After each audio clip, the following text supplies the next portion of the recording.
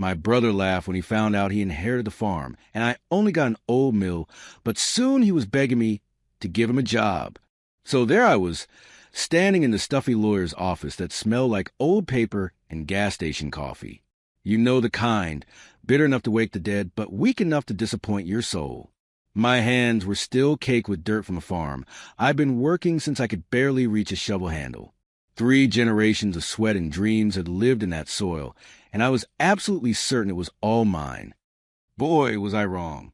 The lawyer, some guy in a cheap suit who looked like he'd rather be anywhere else, cleared his throat and started reading Dad's will.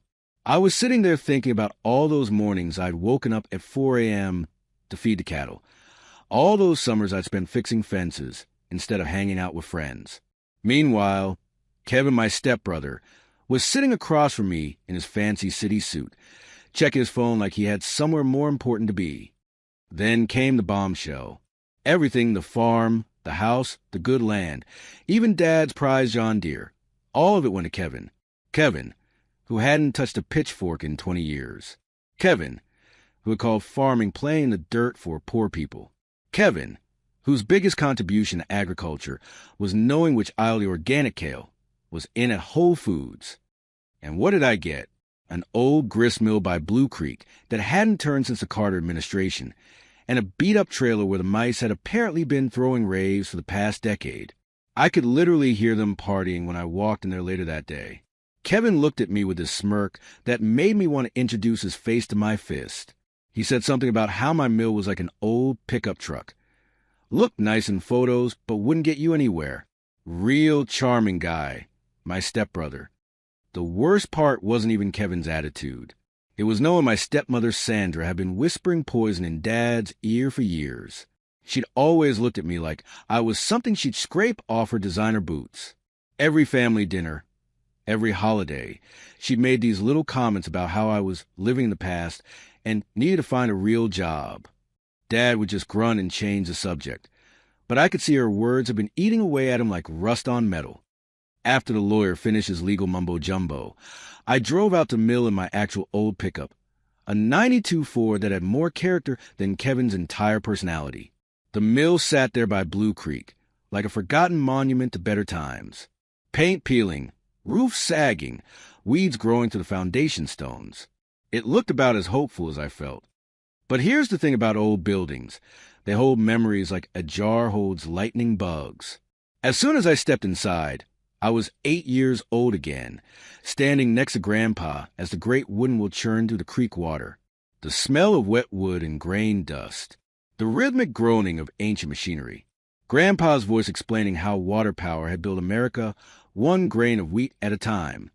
He used to call the mill our castle, our spaceship to anywhere we wanted to go. While other kids were playing video games, Grandpa and I would pretend we were knights defending our fortress or astronauts powering our rocket with creek water. Those have been the days when anything seemed possible, when Old Mill felt like the center of the universe. The trailer behind the mill was a different story entirely. If the mill was a faded dream, the trailer was a straight-up nightmare.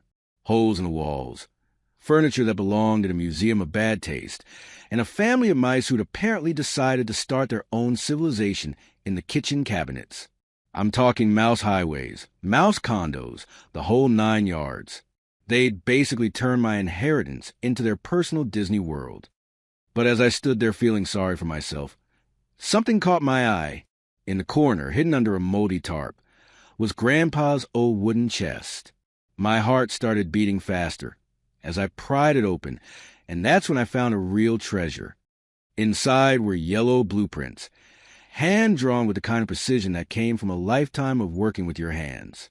At the top, in Grandpa's careful handwriting, 1947, for Jake, the river will give light and flower.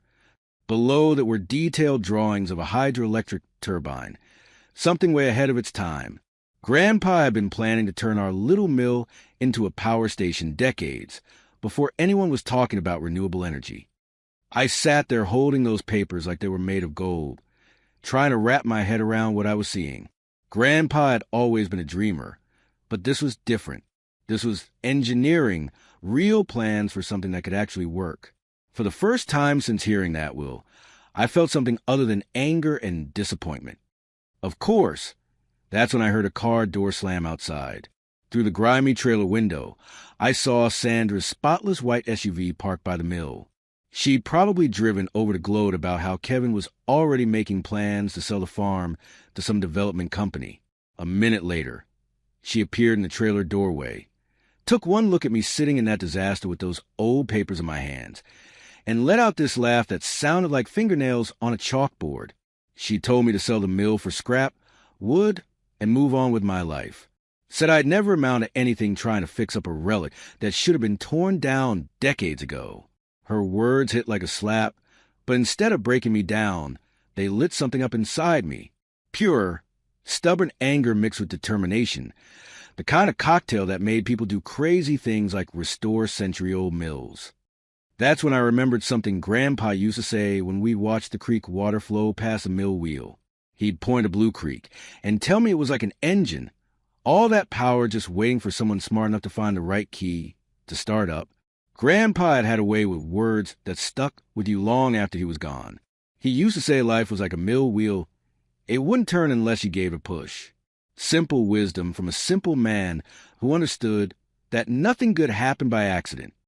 As Sandra drove away in her spotless SUV, probably already planning how to spend Kevin's farm money on another kitchen renovation, I went back into the trailer and opened that chest again. There, tucked under the blueprints, was something that made my throat tight and my eyes burn. A faded photograph of me at 5 years old, covered head to toe in flour, laughing my head off while Grandpa grinned beside me at the mill. We both looked so happy, so sure that the world was full of possibilities. On the back, in his shaky handwriting, were 8 words that would change everything. Jake, if the world knocks you down, the mill will save you. I held that picture and felt something shift inside me, like a rusty gear finally finding its groove. Maybe Kevin had gotten the farm, maybe Sandra had gotten her way, and maybe I had gotten stuck with a pile of rotting wood and a mouse hotel. But I had also gotten something they couldn't touch, Grandpa's faith in me, and a crazy dream that just might work. The sun was setting over Blue Creek, painting the water gold, and making the old mill wheel look almost magical in the fading light. I thought about that 8-year-old kid in the photo, covered in flour and believing anything was possible. Maybe it was time to find out if that kid had been right. Sitting there in that broken-down trailer, holding a 20-year-old photo and some hand-drawn blueprints, I made a decision that would either save my life or drive me completely insane. Maybe both. But as Grandpa always said, the wheel wouldn't turn unless you gave it a push. And brother, I was ready to push. 2 days after holding that photo and making my crazy decision, I found myself sitting at the Rusty Spur, the kind of dive bar where the beer was cold, the bacon was greasy, and the country music was loud enough to drown out your problems. The smell of fried food and stale cigarettes hung in the air like a comfortable blanket, while some guy on the jukebox was singing about lost pickup trucks and broken hearts. Basically the soundtrack to every rural American's life. I was nursing my second Budweiser and trying to forget about Kevin's smug face when someone smacked me on the shoulder hard enough to nearly knock me off my bar stool. I spun around, ready to start some trouble, and there stood Anna Martinez, my old high school buddy, who I hadn't seen in 10 years. Anna had always been the smartest kid in our graduating class of 43, the one who'd gotten a full ride to engineering school, while the rest of us were figuring out which trade to learn or which farm to work. She looked exactly the same but different. Still had those sharp brown eyes that missed nothing, but now she wore them with the confidence of someone who'd conquered the world outside our little town. She took one look at me slumped over my beer, like a kicked dog, and burst out laughing. The kind of laugh that was equal parts sympathy and amusement. She said I looked like someone had stolen my last bit of hope and was probably selling it on eBay. Classic Anna, always ready with a joke to cut through the tension. Anna had moved back to town temporarily to help her dad, Frank, who was having some health issues. When I told her about Dad's will, Kevin getting the farm, and me being stuck with the old mill, she got this look in her eyes that I remember from high school physics class. The look that meant she was solving a problem nobody else had even noticed yet. When I mentioned Grandpa's blueprints, her engineer brain lit up like a Christmas tree. She practically dragged me out of the bar, insisting we had to go get her dad and show him everything. We swung by her place to pick up Frank, who was sitting on the porch tinkering with an old radio. Frank Martinez was a Vietnam vet who could fix anything with an engine, a gear, or moving parts. The guy had hands that spoke fluent machine. Get him a broken lawn mower, and he'd have it purring like a kitten in 20 minutes. He moved slower than he used, but was still sharp as a tack when it came to mechanical stuff. Standing in that moldy trailer, watching Frank examine Grandpa's blueprints with the intensity of detectives studying evidence, I felt something I hadn't felt since reading Dad's Will Hope. Frank traced the lines with his finger, muttering technical terms that sounded like a foreign language to me. Finally, Frank looked up and said something that nearly knocked me over. He said my grandfather would have made Edison jealous if he'd actually built this turbine. The design was simple but brilliant, using the natural flow of Blue Creek to generate electricity while still powering the millstones. Grandpa had been thinking about sustainable energy before it was even a thing. Anna was practically bouncing with excitement, talking about micro-hydroelectric systems and renewable energy credits. I felt like a caveman trying to understand rocket science, but her enthusiasm was infectious. She said we could restore the mill, get it running, and maybe even make some serious money. That's when reality hit me, like a cold shower. I reminded Anna that I was a farmer, not a businessman. I knew how to grow corn and fix tractors, not navigate bureaucratic red tape and fancy engineering projects. Anna just laughed and said farmers were businessmen. They just told better stories and had dirtier boots. She started talking about historical preservation grants, tax incentives, and something called net metering that would let us sell excess electricity back to the power company. My head was spinning. But for the first time in weeks, I felt like maybe Kevin hadn't gotten everything after all. The first step was getting the mill registered as a historical landmark. Anna knew someone who knew someone at the State Preservation Office, and within a week we had an inspector coming out to evaluate the property. The inspector, a nervous little guy who looked like he'd never seen a working farm, pronounced our mill architecturally significant and representative of early American industrial heritage. Getting approved for historic status meant we could apply for restoration grants, but it also meant we had to follow strict guidelines about how we fix things up. Everything had to be period appropriate and historically accurate. I joked that if we were going for complete historical accuracy, maybe we should leave the mice in the trailer since they'd probably been there longer than I had. The real challenge was getting financing for the project. Banks aren't exactly lining up to loan money for century-old mill restorations, especially the guys whose biggest asset was a broken-down pickup truck. My credit score was about as impressive as a soggy pretzel. Thanks to some bad decisions I made trying to keep the farm afloat before Dad passed. That's where Anna's engineering degree and natural charm came in handy. She put together a presentation that would have made NASA proud, complete with charts, graphs, and projections showing how our micro-hydroelectric system could pay for itself within 5 years. She even wore a business suit. I'd never seen Anna in anything fancier than jeans and work boots. The bank meeting was like something out of a comedy movie. There I was in my cleanest flannel shirt, sitting next to Anna, who was throwing around terms like kilowatt capacity and grid interconnection protocols, while some banker in a tie tried to keep up. Frank sat in the corner, looking like he'd rather be anywhere else, occasionally nodding when Anna mentioned something technical. For a while, it looked like we were going to get turned down flat. The banker kept talking about risk assessment and collateral requirements, basically fancy ways of saying I was too poor and too risky to trust with 50 grand. But Anna kept pushing, explaining how microhydro was the future and how our mill could be a model for rural sustainable development. Finally, Anna played her ace card. She mentioned that the local news had been doing stories about green energy initiatives and how a successful mill restoration could bring positive attention to the bank's community involvement. Nothing motivates a small-town banker like the possibility of good publicity. We walked out of that bank with a $50,000 loan, and my head still spinning.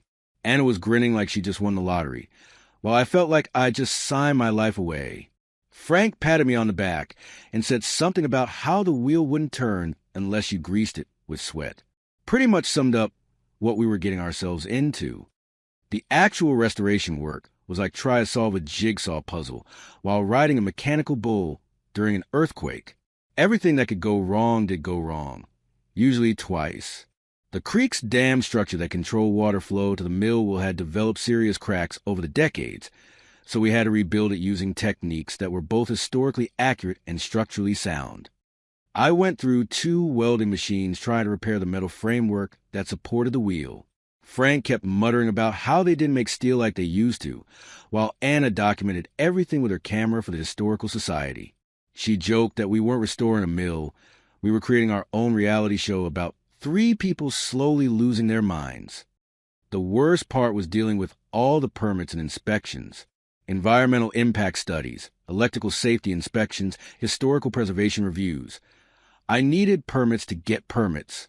Anna handled most of the paperwork because she actually understood what half of it meant, while I focused on the parts of the job that involved hammers and common sense. Frank turned out to be worth his weight in gold when it came to the mechanical restoration. He could look at a gear that had been rusted solid for 40 years and somehow coax it back to life. His hands might have been shaking a little more than they used to, but his brain still worked like a precision instrument when it came to figuring out how things were supposed to fit together. There were days when I seriously questioned my sanity. Standing knee-deep in creek water, trying to position massive stones while Anna shouted measurement from the bank and Frank criticized my technique. I wondered if Kevin had been right about the mill being worthless. But then I'd remember Grandpa's photo and that message on the back, and I'd keep going. The breakthrough came on a rainy Tuesday in November. We'd been working for 3 months, and the mill was finally assembled and ready for testing. Frank had rigged up a temporary electrical connection, and Anna had calibrated the turbine alignment about 6 times. I stood there watching 40 years of rust and neglect wash away as clear creek water started flowing through the system again. The wheel began to turn slowly, creaking and groaning like an old man getting out of bed. Water cascaded through the buckets, each one catching and releasing with a rhythm that seemed to match my heartbeat. Frank was monitoring gauges and muttering numbers, while Anna checked connections and made notes in her ever-present notebook. Then something magical happened. The ancient millstones, which hadn't moved since Carter was president, began to turn.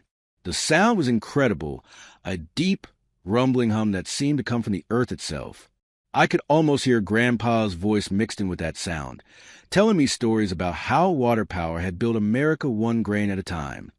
But the real surprise came when I walked around the back of the mill to check something Frank had mentioned.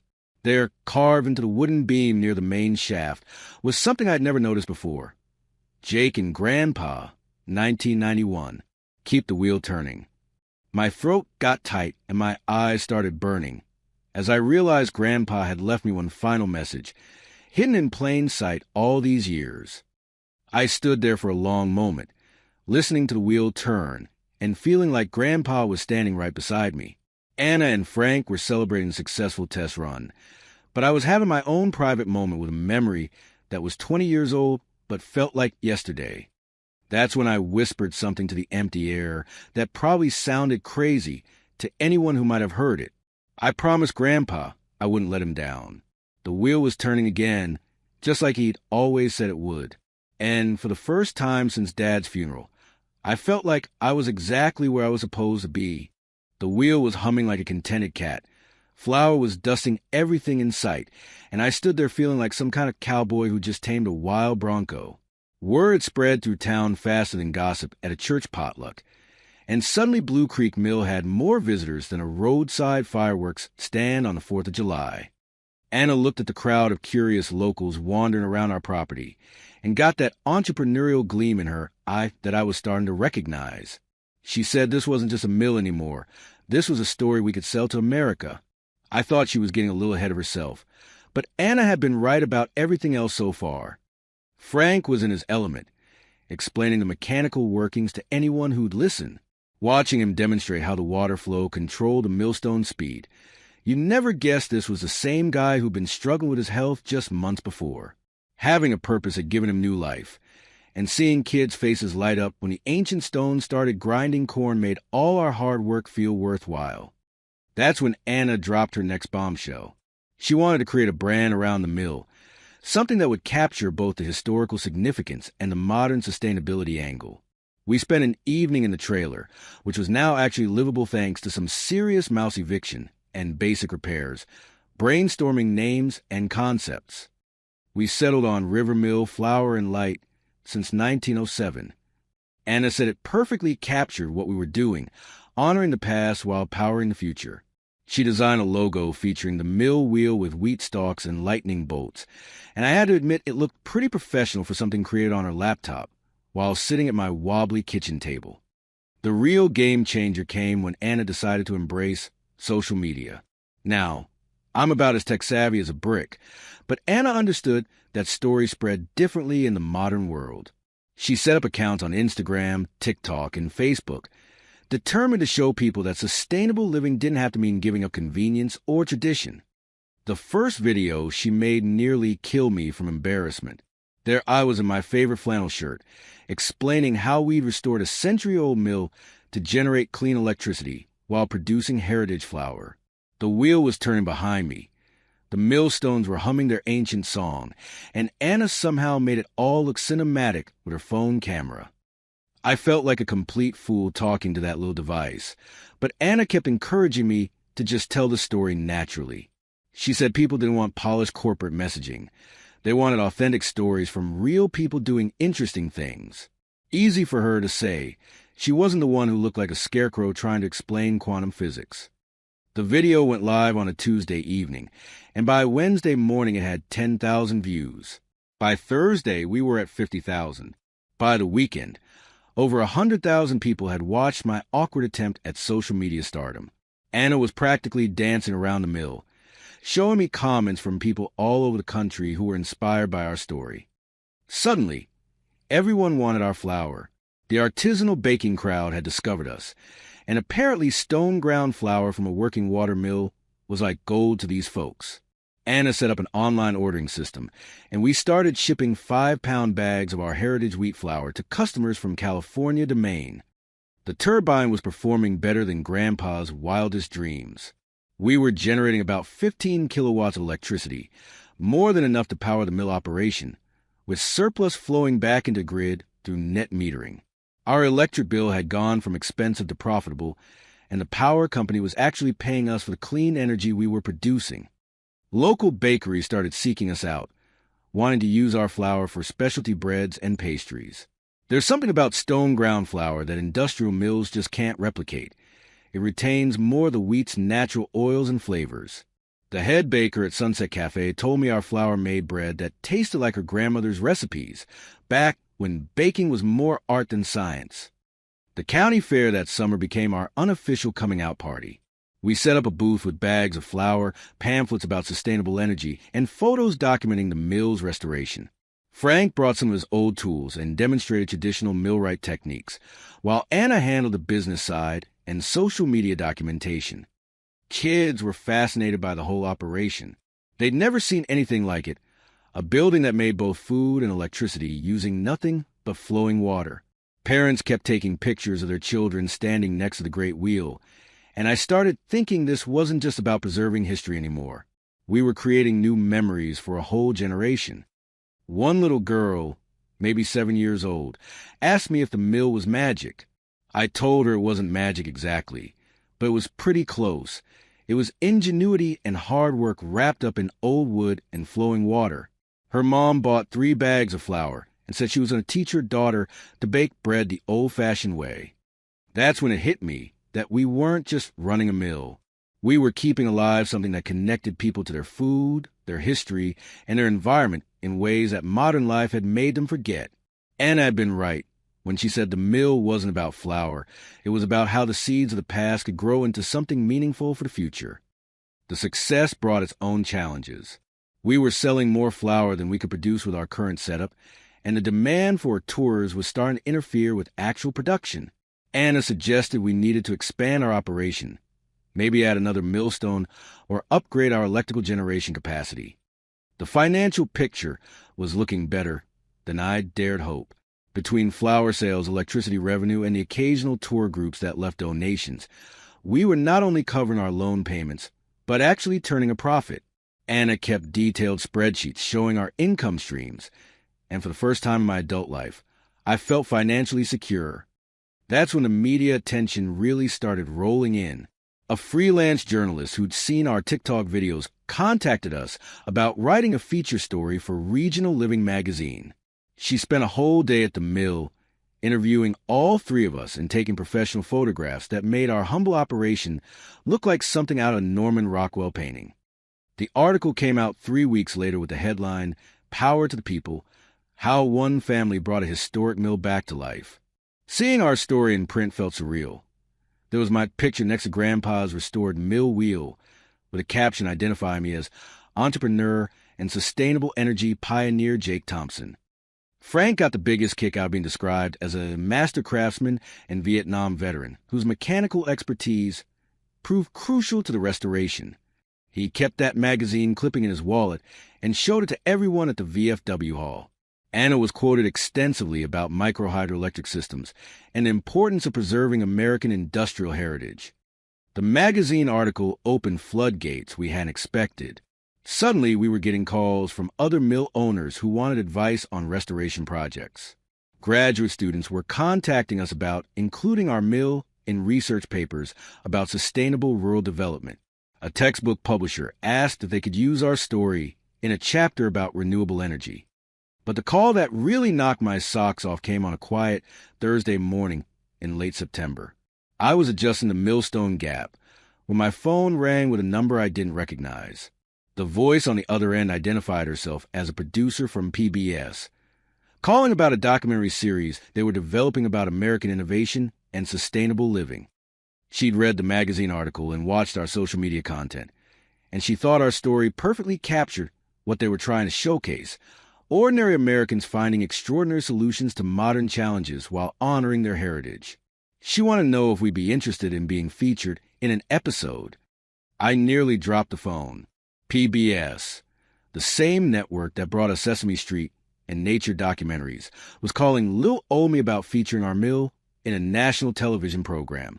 I told her I was just a farmer, not some kind of celebrity, but she laughed and said that was exactly why our story was so compelling. When I hung up that phone, I stood there in the mill listening to the wheel turn and thinking about how far we'd come from that day in the lawyer's office when Kevin got everything and I got what seemed like nothing. Anna and Frank were going to flip when I told them PBS wanted to make us television stars. For the first time since this whole adventure started, I felt something close to panic mixed in with the pride. We'd gone from restoring an old mill to becoming some kind of poster family for the American dream, and I wasn't sure I was ready for that kind of attention. But as Grandpa used to say, you can't stop the wheel once it starts turning. 3 weeks after that PBS phone call, I found myself back at the Rusty Spur, watching our segment air on the big screen TV that usually showed football games and NASCAR races. The whole bar had turned out for what felt like our town's version of a movie premiere. There I was on national television, standing next to the mill wheel while some smooth-voiced narrator talked about American ingenuity and sustainable innovation. The crowd was eating it up. Every time I appeared on screen, someone would hoot and holler like I just scored the winning touchdown. Old Pete Morrison, who'd been skeptical about the whole mill project from day one, was buying rounds for everyone and telling anyone who'd listened that he'd always believed in me. Anna was in the corner live streaming the whole thing, documenting our 15 minutes of fame for posterity. That's when the mood in the bar shifted. The door opened with a bang that cut through all the celebration noise, and in walked Kevin. But this wasn't the confident, suit-wearing Kevin from the lawyer's office. This was a broken version of my stepbrother. Wearing an old denim jacket I remember from high school, shoulders slumped like he was carrying the weight of the world. The bar went quiet except for the TV, where the PBS narrator was explaining how our mill represented the future of rural American energy production. Kevin stood there in the doorway, looking like he'd rather be anywhere else, his eyes darting around the room before settling on me. The contrast was brutal. There I was being celebrated as some kind of local hero, while Kevin looked like he hadn't slept in weeks. I'd heard rumors around town about Kevin's troubles, but seeing him in person made it real. Word was that his big corporate farming operation was hemorrhaging money, a combination of bad weather, falling commodity prices, and what he'd later tell me were some seriously poor investment decisions had left him drowning in debt that made my old credit problems look like pocket change. Anna leaned over and whispered that Kevin had been trying to reach me for days, but I'd been too busy with mill tours and media interviews to return his calls.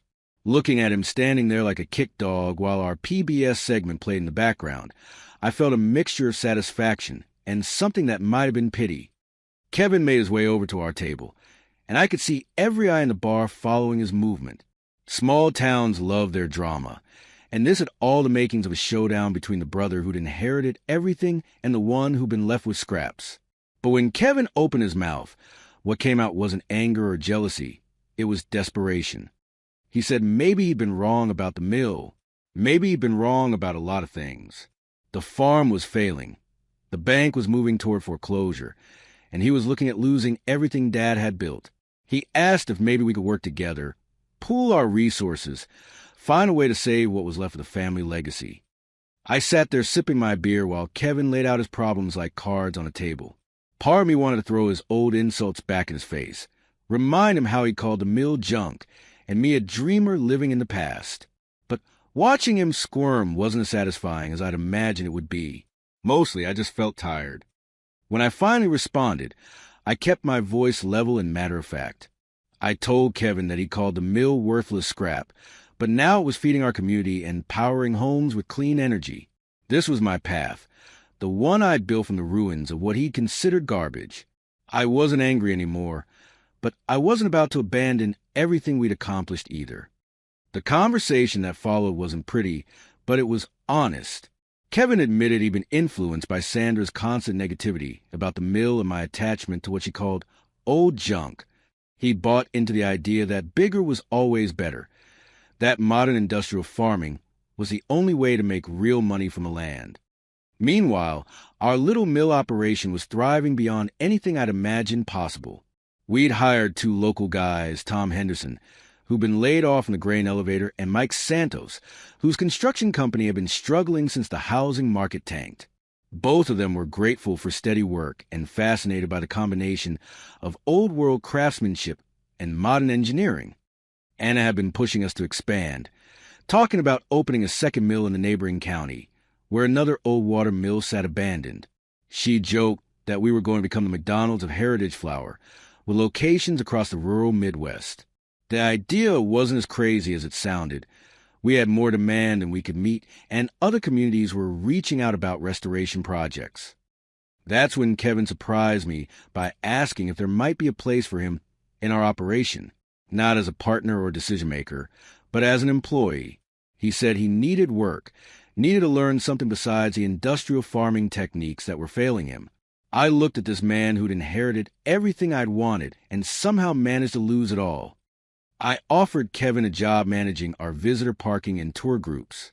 It wasn't glamorous work, directing tour buses, collecting admission fees, answering basic questions about the mill operation.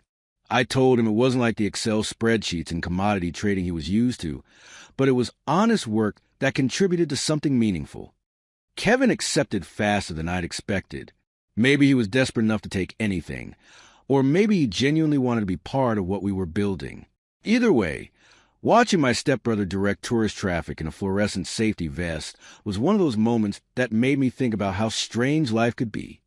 The really emotional moment came when Frank showed up at the mill one afternoon carrying an old leather suitcase I'd never seen before. He said he'd been going through some of his things and found something that belonged to me, letters Grandpa had written to him over the years, talking about his dreams for the mill and his hopes for my future. We sat in the mill's office, which was really just a cleaned-up corner of the building with a desk and some filing cabinets, while Frank pulled out envelope after envelope. Grandpa's handwriting covered page after page of hopes and plans that went far beyond our little mill on Blue Creek. One letter from 1995 talked about Grandpa's vision of a mill ring across America, restored water mills creating networks of sustainable energy and traditional food production. He'd identified dozens of abandoned mills in states from Virginia to Oregon, each one a potential link in a chain of living history and environmental responsibility. Reading those letters was like getting advice from beyond the grave.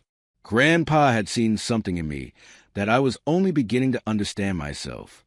He'd known that someday I'd need more than just farming to find my purpose in life. The mill wasn't meant to be my consolation prize. It was meant to be my calling. Another letter described Grandpa's philosophy about adversity in terms that hit me right in the gut. He wrote that when life knocked you down, you had to treat it like grain coming into the mill, break it down, process it, and turn it into something that could nourish people. That was exactly what we'd done with Kevin's inheritance and my apparent misfortune. Frank watched me read through the letters with tears in my eyes, and that knowing smile he got when he was remembering better times. He said Grandpa had talked about me constantly in his final years, always believing that I'd find a way to make the mill work even though everyone else thought it was impossible. The last letter in the stack was dated just 2 months before Grandpa passed away. His handwriting was shakier, but his message was crystal clear. He wrote that the mill wasn't an ending. It was a beginning. He'd given me the foundation, but it was up to me to build something bigger, something that could inspire other people to value their heritage while embracing innovation. Sitting there in that mill office, surrounded by the sounds of flowing water and turning stones, reading word my grandfather had written specifically for me to find someday, I felt something shift inside my chest. This wasn't just about restoring one old building, or even building a successful business. This was about preserving something essential about American ingenuity and community values. I looked up from the letter to see Anna and Frank watching me with expressions that suggested they understood the weight of what I was holding. Even Kevin, who was visible through the window directing a tour group toward the mill wheel, seemed to sense that something significant was happening. That letter made me realize that everything we'd accomplished so far, the restoration, the business success, the media attention, even the reconciliation with Kevin, was just a foundation for something much larger. Grandpa had seen it coming decades ago, and now it was my responsibility to make his vision real. 3 years later, I was standing on the porch of our new house in the hills overlooking Blue Creek, holding my morning coffee and watching the sunrise paint the valley gold. Down below, the original mill wheel was turning steadily, just like it had every day since we brought it back to life. But now it wasn't alone.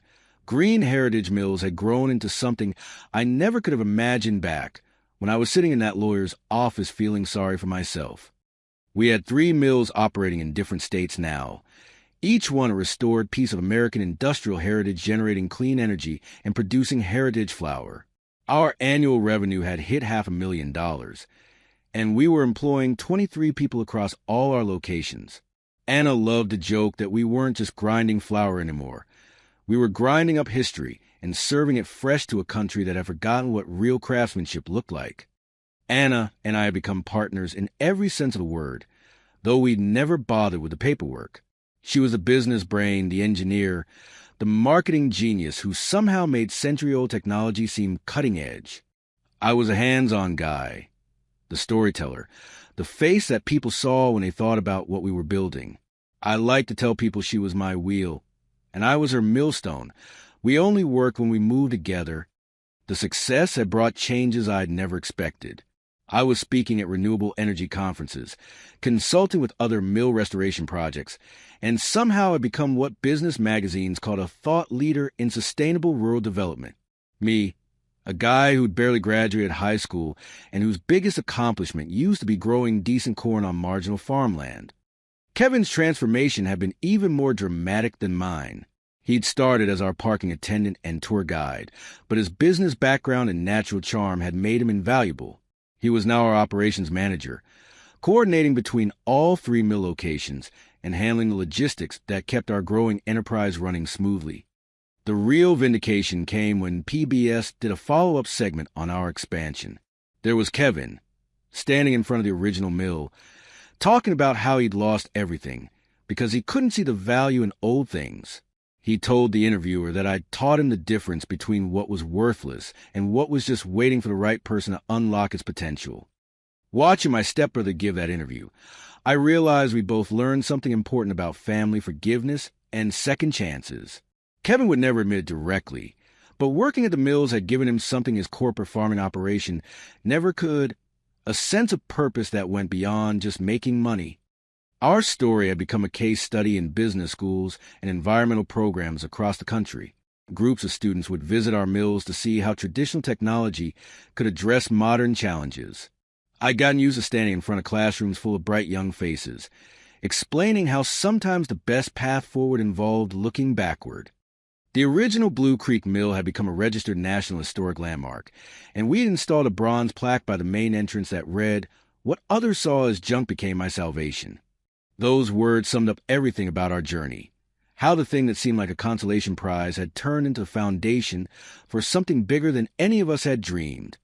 Frank had lived to see all 3 mills in operation before his health finally declined beyond what stubborn determination could overcome. He'd spent his final months training younger craftsmen in the traditional millwright techniques that were in danger of being lost forever. His funeral had been attended by people from all over the country whose lives had been touched by his knowledge and generosity. The ripple effects of our success kept spreading in ways that surprised me. Other communities started reaching out about their own abandoned mills, wanting to know how they could follow our model. We'd help with restorations in Vermont, North Carolina, and Oregon, creating a network of working mills that Anna called America's Mill Ring. Local schools had started bringing students to our mills as part of their science and history curricula. Watching kids' faces light up when they saw grain being ground by water power and electricity being generated without burning fossil fuels reminded me why this work mattered. We were showing them that innovation didn't always mean starting from scratch. Sometimes it meant rediscovering wisdom that previous generations had figured out. The financial success had been gratifying, but the real reward was seeing how our work had inspired other people to look at their own communities differently. Abandoned buildings that might have been torn down were being restored. Traditional crafts that were dying out were finding new practitioners. Small towns were discovering that their history could be their economic future. Anna had started writing a book about our experience, tentatively titled Turning the Wheel: How Traditional Technology Can Power Modern Solutions. Publishers were interested, and she'd been invited to speak at conferences about sustainable development and rural entrepreneurship. She still insisted she was just an engineer who got lucky, but watching her command a room full of experts, I knew she was selling herself short. The personal rewards had been just as meaningful as the professional ones. I'd gone from being a forgotten son who inherited the scraps to being someone who'd built something lasting and important. More than that, I'd found my purpose, not just running mills, but preserving a way of life that connected people to their food, their history, and their environment. That sense of purpose had become my personal philosophy about how life worked. I'd started telling people that life was like a mill. If you didn't keep the wheel turning, you wouldn't get any light or bread. Simple wisdom, maybe, but it captured something essential about the need to stay active, stay engaged, and keep pushing forward even when things seemed impossible. The latest development in our mill ring had come from an unexpected source. A few weeks earlier, I'd received a letter from someone claiming to be the great-grandson of the original builder of a mill about 50 miles north of Blue Creek. He'd heard about our work and wanted to know if we'd be interested in taking on another restoration project. The letter included photographs of a mill that was even older than ours, built in the 1890s but abandoned since the 1960s. The building was in rough shape, but the basic structure looked solid, and there was still plenty of water flow from the creek that powered it. The writer said his family had been trying to figure out what to do with the property for decades. What really caught my attention was the personal note he'd included. He wrote that his great-grandfather had been inspired by the mill builders who came before him, and he hoped we'd be inspired to continue that tradition. He said the mill was waiting for someone who understood that old things could have new life when they found the right hands to restore them. Reading that letter on my porch that morning, watching the sun come up over our valley and listening to the familiar sound of water turning wheels, I felt the same spark I'd experienced that day in the trailer when I first found Grandpa's blueprints. Here was another chance to bring something meaningful back to life, another opportunity to honor the past while building the future. The letter had included something else, an old brass key that the writer said had belonged to the original mill. He'd attached a note saying the mill was waiting for my wheel to bring it back to life. Holding that key, I could almost hear Grandpa's voice telling me that the work wasn't finished, that there were still more wheels waiting to turn. Anna found me on the porch later that morning. still holding the letter and the key, still thinking about the next chapter in our story.